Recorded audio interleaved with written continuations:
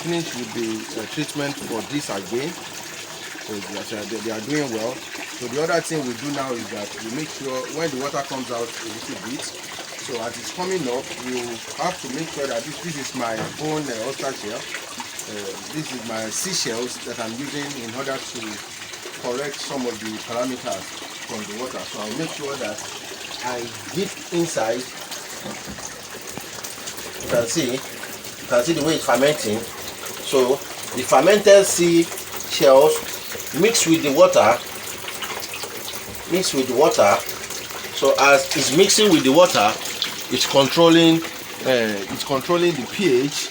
It controls the pH. It adds more of calcium to them, and it controls the GH. The hardiness too is being corrected too as well, in order for them to have a good breath, because you just finish doing that. So by the time we do this, the correction will be done. So this will be applicable to all the ponds here as well. So this is the one for this pond. So we are using this one for this pond.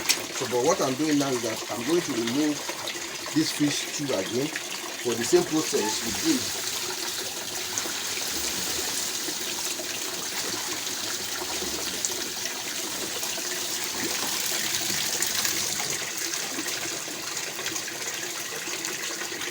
So that same process we did to the other pond has to be done to this pond too as well.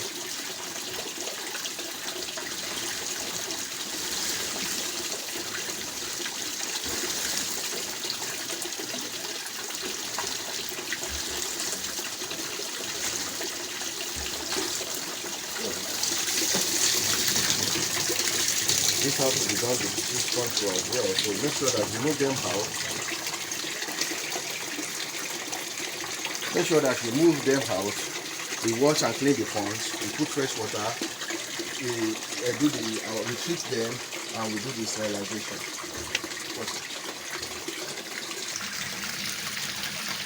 So after we might have removed all the fishes, you can see we have removed all the fishes in this pond. So we are going to do the cleaning too as well to this other pond. To make sure that everything is well perfected, and this is what we call the best practice, some of the best practice in catfish rearing. And as we all know that the breeding system remains one of the hyper-technical aspect of catfish farming. What I mean by that is that it requires a lot of knowledge, a lot of best practice. It requires a lot of creativity, and your awareness and response to your fishes should be cogent and very, very fast, speedy. So you, as I said earlier, you don't look for the cause of the problem, but immediately you find solutions to every problem you are having in the business. So we did this also yesterday. We cleaned, washed, sterilized. So we are repeating it again today. So sometimes if I am giving lectures or I'm giving directives to some farmers on what to do, maybe they think I normally stress them, but by the time they see that I'm continuously having results, they'll be asking why and how do I have a result. This is the way that I do, that I have my own result. I don't give chance for failure. I make sure that I do things perfect. I make sure that I practice all the best practice, and I make sure that I respond to all symptoms that the fishes might be having at any given period. So this is the second pond we are cleaning, and this is the day 2 of our treatment with salt dip. So as I just explained to you, so as you can see now, this is the one we just finished treating. So they are okay. And yesterday the mortality we had this morning when we came back this morning is not up to 1%. It's not up to 1%. But by the time we notice the symptom, we notice that most of them are very, very weak. So as of this morning, they are coming back to life. So we just finished washing the pond, and as you can see, so the pond is just being finished to wash. So that is the same process. So now what we do is that we allow the bad water to come out from the pond and the fresh water remain in the pond. So we start the system. So all these fishes here are doing well. As you can see, they are doing perfectly. They are waiting for their morning feed. So I'm just showing you the way of cleanliness in catfish farming. So by the time you look at these two as well, you can see the water is very, very clean. These hours of 6 a.m. in the morning, this is 6:30 in the morning. So these two as well, their water are very, very clean. So these two as well, their water is very, very clean. And today I'll be taking you through again how to use your soda bicarbonate too as well in order to treat your pond, to treat your water parameters. As I just showed you earlier how I use my seashells in order to prevent them from the pH level, to correct the pH level. So I'll be taking you through how to use the soda ash or your soda bicarbonate too as well, to make sure that your pH level is perfectly okay.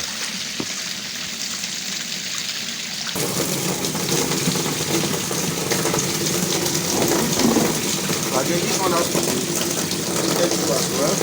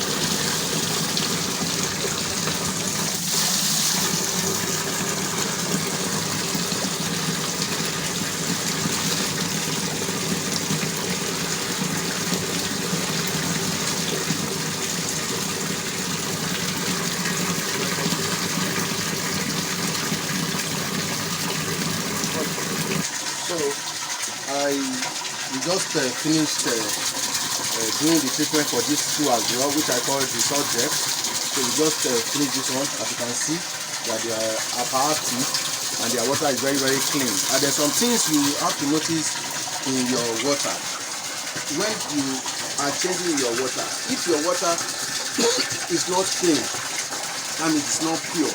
That means there's a big problem with your fishes. But if by the second day, by the time you notice that your water is getting cleaner and cleaner, that means the treatment is really working for them. So I use my seashell, as you can see. So by the time I do something like this, it will ferment into the water and automatically change the pH of the water, run it to neutral, correct the pH and correct the calcium. So that is what this one works for.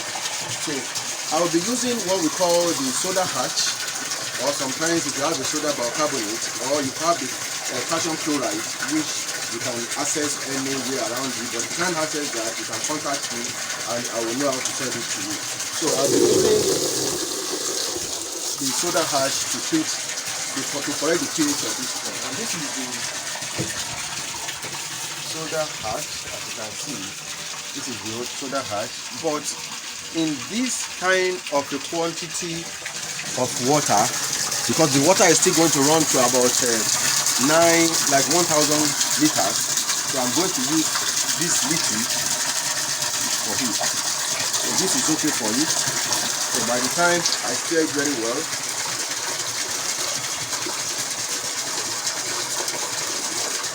and I'll put it into the water. So once again, so this is applicable to all the ponds in each year, as well, just little of it. I've done this before, so I'm just experimenting it.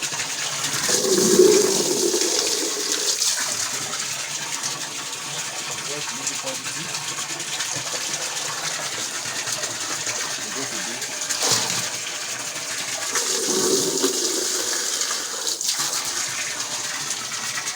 Just little quantity. Go for this.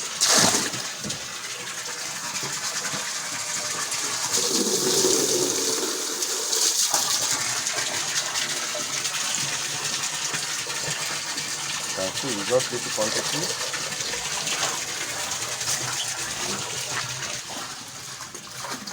Go for that.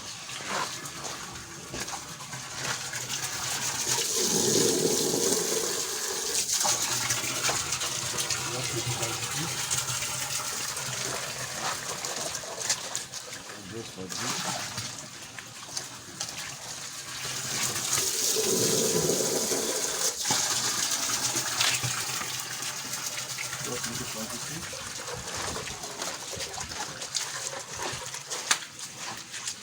Go for this.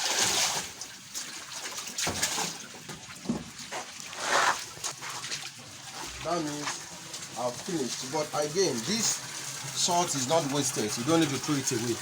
So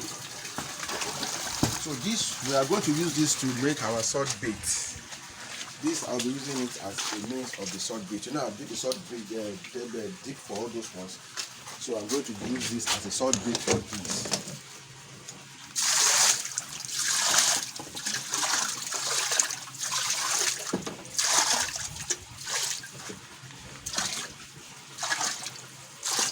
So I've used that as a salt bait for the particular one. So that's just so you don't need to waste it. So you can use it for other points as well.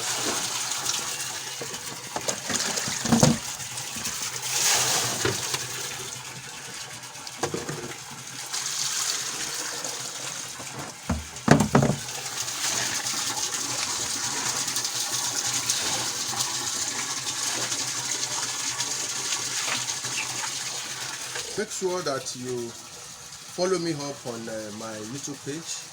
Make sure that you subscribe to my YouTube page. Press on the notification button, and let me show you one thing. Come over, let me look at the fishes now. Look at them. You can see the way they are bubbling. You can see their activities now. Unlike yesterday, I'm just showing you these to look at them very well. They are really bubbling. You can see that means they are active. You can see that lives have already come back to them. So that is what we normally preach on, how these are what you need. Maybe you have a manager in your farm and you thought you need an expert to take them through. Please make sure that you contact us so that we can give them the required knowledge they need in order to make their fishes very, very active, abiotic, and successful. So thank you very much. My name is Tilembi DTN. Make sure that you watch again the third day. I will be showing you what the result of what we are doing. That's the essence of you watching this channel. Thanks very much.